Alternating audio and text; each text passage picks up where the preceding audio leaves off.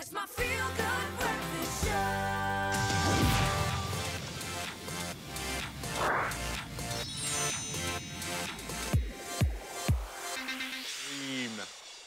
That's a face of a man who knows he's saving the world. It is a Monday if you don't feel that bone-crunching pressure descending on you already.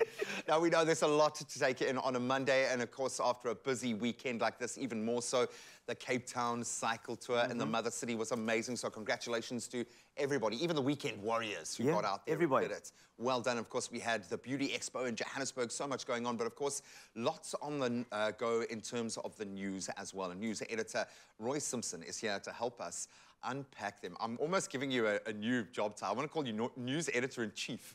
Okay, you are now in chief of all of us. Wow. But of course, we need you guys, the real chiefs out there, to weigh in on the conversation. Please, if you've got any questions, any insights, WhatsApp us 063-408-8863. Let's bring you up to speed. All right, let's start off. Oh, right. You're looking great as always. Yeah, me. Let's start there. That's the only news I want to hear. Let's start off with the Bheki Cele issue at the moment.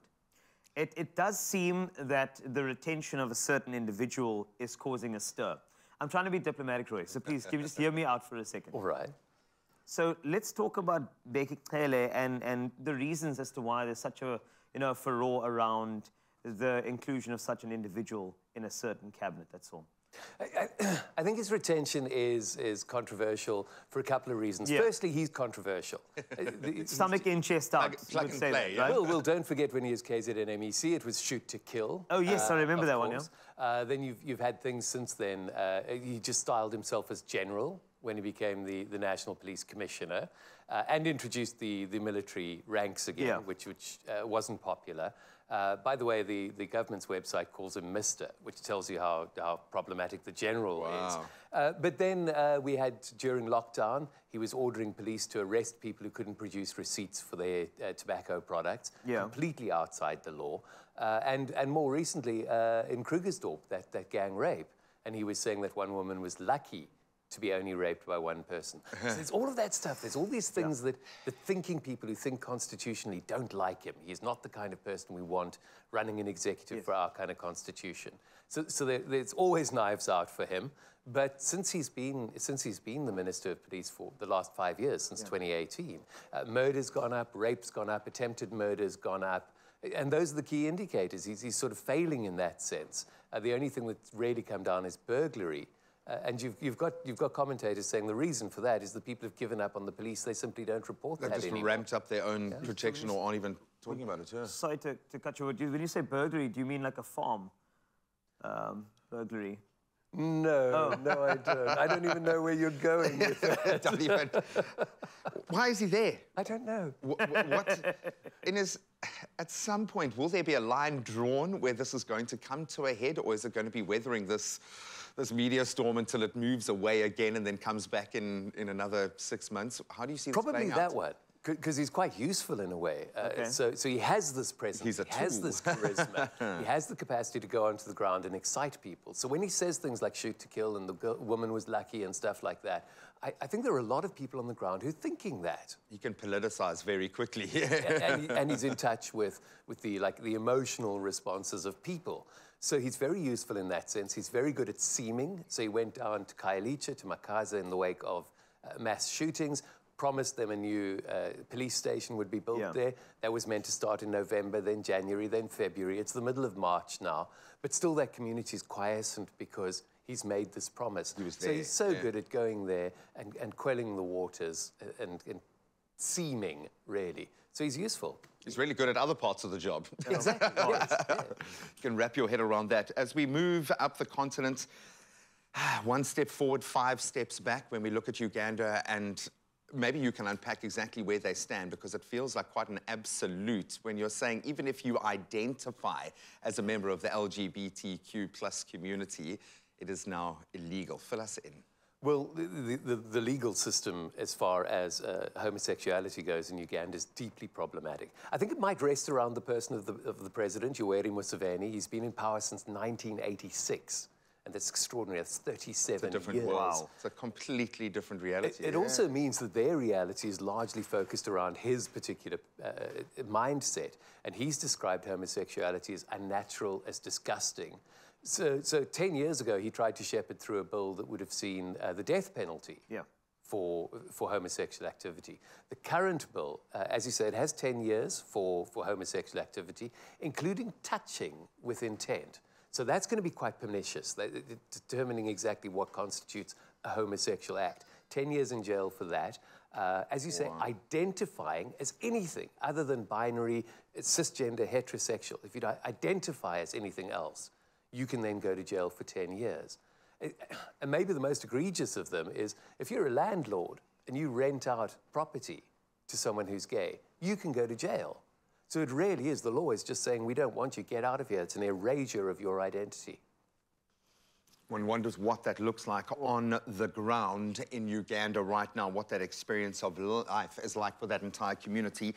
I want to say that we are not going to ramp up the news as we progress, but when an asteroid comes into fields... Yeah, we have to mention that. There was a maybe attached to it, so I'm going to cling to the maybe for now, but we'll find out global news, a news that could affect the entire globe in just a moment. It's my feel-good breakfast show.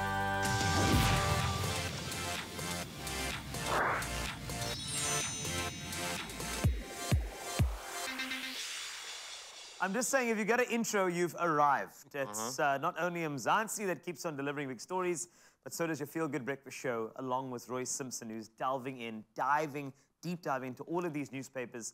And a little earlier, we were chatting about Uganda and the term of that particular president. But then on Friday, you look at China and their leader, Xi Jinping, securing a historic third term as president. He's also chairman of the Chinese Communist Party, so he looks set to wield sort of complete power for some time. And I think it's important to ask you about the implications, because, I mean, we saw Uganda. We see whenever a country has these presidents, selected and elected for many, many terms, what's going on in those countries? You know, what's happening?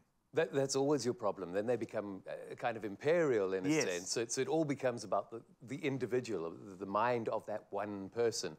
So yeah, Xi Jinping, by achieving this, I mean, the presidency of China is very much a ceremonial title. Chairman of the Communist Party, much more important. Chairman of the Military Commission, much more important, the Central Military Commission. So he is directly in charge of the military. He is very much an absolute ruler. Yeah. Lots of downsides to that. So any inclination that he has then becomes part of life and part of society and becomes the law. But on another sense, or in another way, it gives us an opportunity to understand what's happening, because we just have to understand the individual. I mean, no, we've seen his track record up until this point from that perspective. Why is this making... There is a nervous undercurrent here, and it might have something to do with Taiwan. There might be an element of kind of pre-World War moving and shaking going on. It's a nervous time in terms of where China fits into the greater scheme of things. Why is this so terrifying on a level that all of that might, and it is might, being channeled through one man? Because we know what his thinking is. As I said, it's all about one person's mind. And we know what's in his mind because he brought out Xi Jinping thought, which is now built into Chinese society. It's part of the law. And in that, he lays out a particular vision for China and the world. It's one China.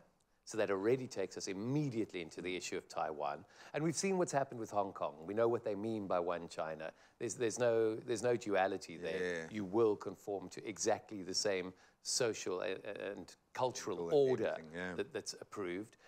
We also know that he's been pursuing the One Belt, One Road initiative. So we understand that China's global ambitions, their imperialist ambitions, will be the same as they have been. They'll be executed by economic means, but it's that issue of China, one China, and Taiwan that is the friction point. I think we know this is coming. The diplomats should be out there already trying to forge a third path for us. Whew. It makes you want to build a Great Wall. It does. And the reason why I go to Great Wall for a second is because, you know, I'd love to build a wall around the world when you hear stories, Roy, of certain meteors. You know, Armageddon, 2046 was a date mentioned. I'm not trying to cause panic. This is why Graham was mentioning maybe earlier. There was a maybe in that But there's a maybe, right? And I'm sure you want to just unpack that for a second. What is going on? Are we all going to die? Oh, No, not that. No, not soon. Valentine's Day 2046. Oh, come on. That's the date when it is calculated. And it, in this case, is an asteroid called DW 2023. It's about 50 meters long, which is actually not that bad. That's the kind of size of asteroid that hit Tunguska and wiped out like 800 square miles, I think it is, of terrain. But that's not literally It's not a planet killer, yeah. But they've said that it's got a 1 in 560 chance of hitting the Earth in 2046. So firstly, it's a fair way away. We've got an opportunity to come up with strategies. Secondly, that's a 0.18% chance. So that's really, really small. 99.8%, it's not going to hit us. And the thing is, these things are whizzing by us all the time. There's one going by literally right now that is half the size. It's 25 meters. It's about 7 million kilometers away, which is fairly far. But tomorrow, there's a 180-meter one that comes by, less than 4 million kilometers away.